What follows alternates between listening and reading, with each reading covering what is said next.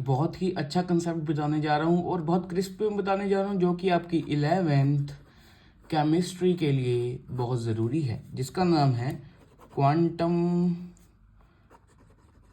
Numbers. Quantum numbers total 4 type के होते हैं। Principal quantum number, azimuthal quantum number, magnetic number और उसके साथ ही spin number. Principal quantum number को हम n से डिनोट करते हैं, एजीमुथल क्वांटम नंबर को हम l से डिनोट करते हैं, मैग्नेटिक क्वांटम नंबर को हम m से डिनोट करते हैं और स्पिन क्वांटम नंबर को हम s से भी डिनोट कर सकते हैं, उसके साथ m के पैर में s से भी डिनोट कर सकते हैं।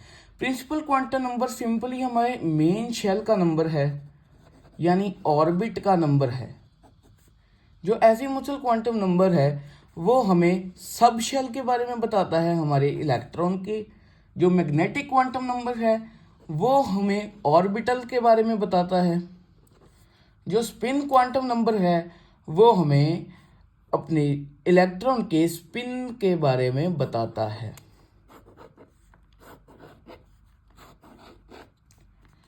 जो प्रिंसिपल क्वांटम नंबर है वो हमें, जैसा कि मैंने आपको बताया कि मेन शेल के बारे में बताता है, तो वो मेन शेल यानी n ही हम लिख सकते हैं। n 1 से लेकर इन्फिनिटी तक जहां मर्जी तक हो सकता है।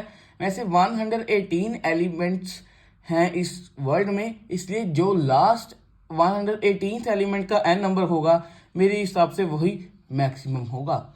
जो हमें हमारा सब शेल है, सब शेल जो कि 11th केमिस्ट्री के लिए ज़रूरी है, वो 4 टाइप्स के हैं और सब शेल का नंबर हम L = n-1 से निकाल सकते हैं। यानी अगर n 1 है तो L 0 होगा, अगर n 2 है तो L 1 होगा, ऐसे ही कर कर।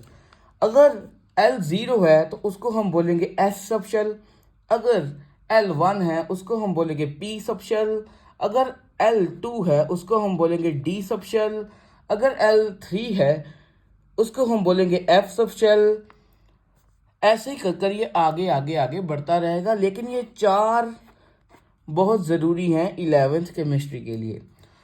और जो हमारा मैग्नेटिक नंबर है वो हमें ऑर्बिटल के बारे में बताता है कि उस सब शेल में कितने ऑर्बिटल हो सकते हैं। तो ये वेरी करता है -L से 0 प्लस L तक। मीन्स ये 0 to n-1 है। -L से +L तक ये वेरी कर सकता है।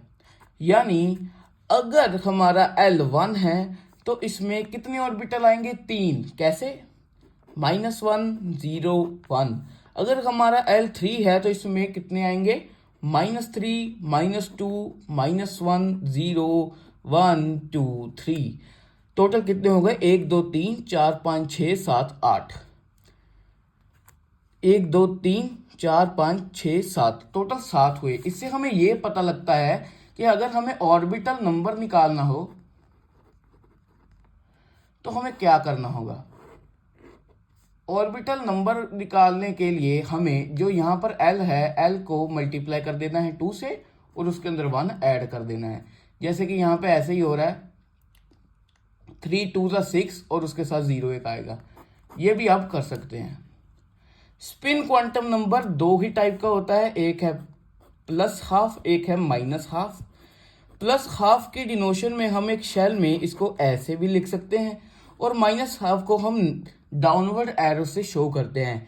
ये हमें इलेक्ट्रॉन फिलिंग के बारे में बताता है।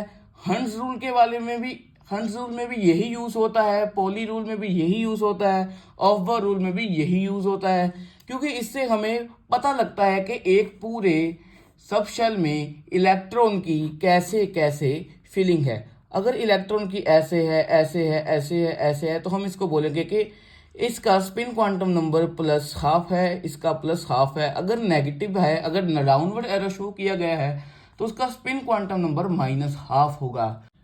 रिप्रेजेंटेशन,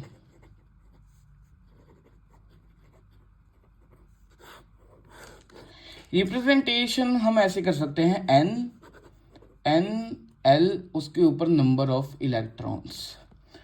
यानी पहले हमें मेन शेल का नंबर लिखना है, फिर हमें L की जो मैंने आपको डिनोशन बताई थी यानी 0 को हम S लिखते हैं, सब शेल लिखना है मीन्स, और ऊपर नंबर ऑफ इलेक्ट्रॉन लिखना है।